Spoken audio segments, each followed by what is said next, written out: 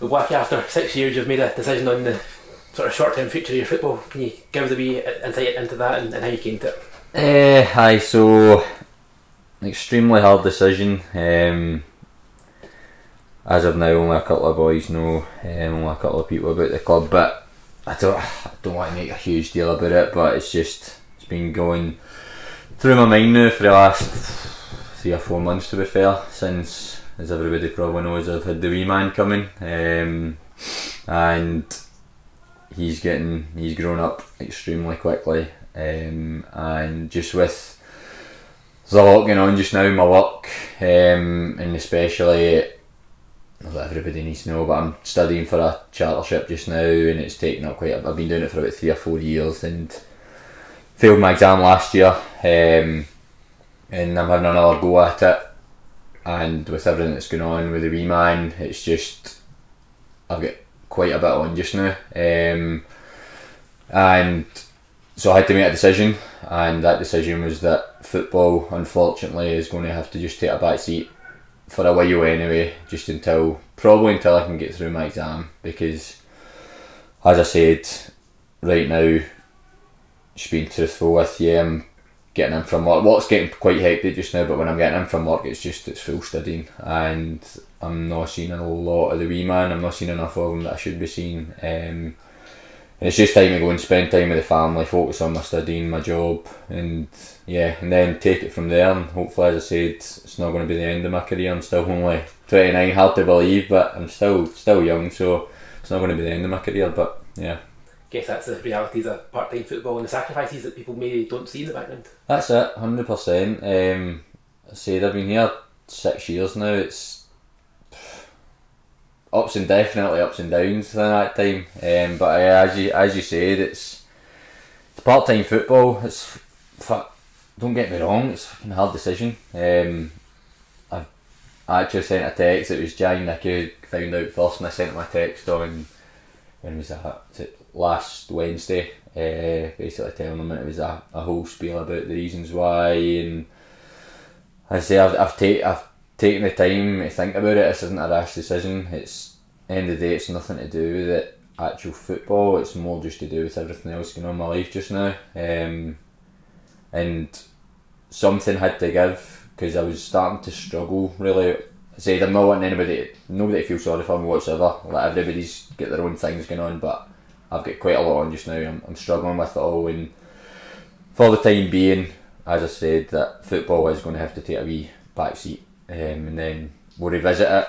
I say I know I'm going to miss it, definitely will. I've been here 6 years, training twice a week, playing every Saturday, and it's been a good 6 years, and it's not something that I want to give up, but we'll just take a break just now, and then we'll revisit again and see where things are later on once my work's calmed down a wee bit, and once I've got through this exam and stuff.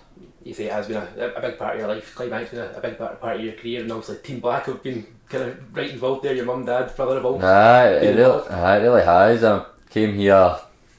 It's actually Big Jai. Fair play to him. He probably regrets it now, but it was Big Jai that I'd spoke to first, and then he spoke to Kieran. Got me in.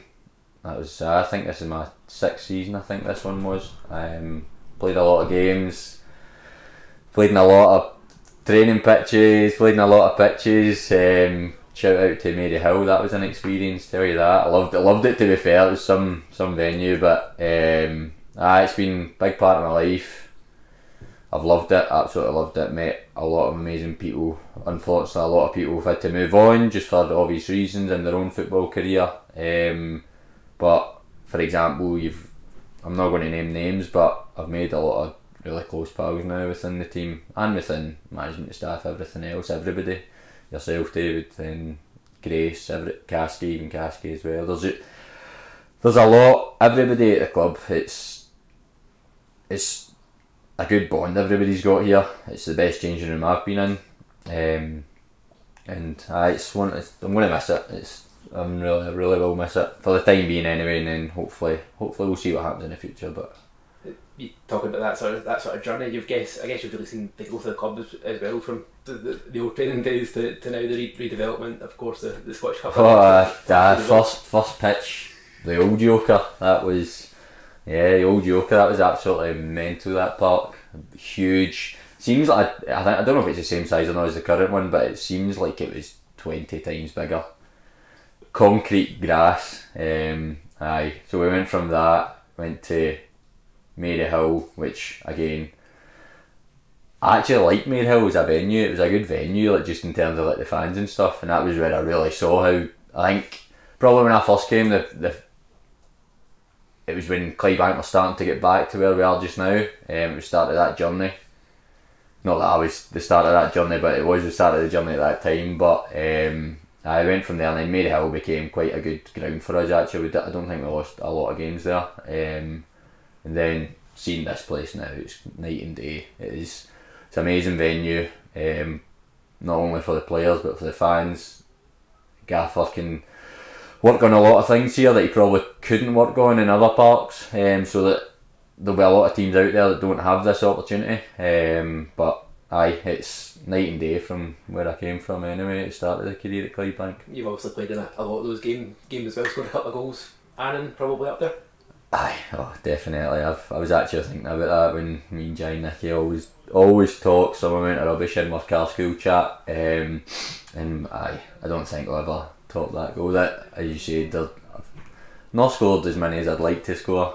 I've scored a few in decent games, but that Aaron goal I don't think that will ever get topped. Yeah, more than fair. You're someone who's always given 100%. That's obviously added to your relationship with the fans as well. You've kind of had a close bond with them over the time you've been. I have. Some don't know who they are. I've made quite a lot of close pals probably with the fans as well. They're brilliant.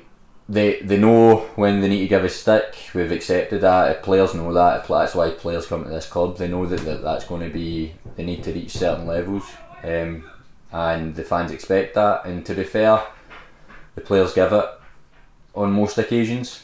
We'll know straight away when they're not giving it, because the fans will be honest, but we accept that and we take it, and we'd probably appreciate it more, to be fair, because if you didn't have the fans on your back, then you get to a point where you just think it's acceptable. We know it's not at the end of the day, but yeah, the fans have really, especially over the last 2 or 3 years when the gaffer's been in, the fans have been brilliant, and they have really spurred us on. Especially, I'll go back to those Scottish Cup games last year. Those games were probably the best games that I've ever played in, purely for the fact that the atmosphere that the fans brought and everything else that they brought with it.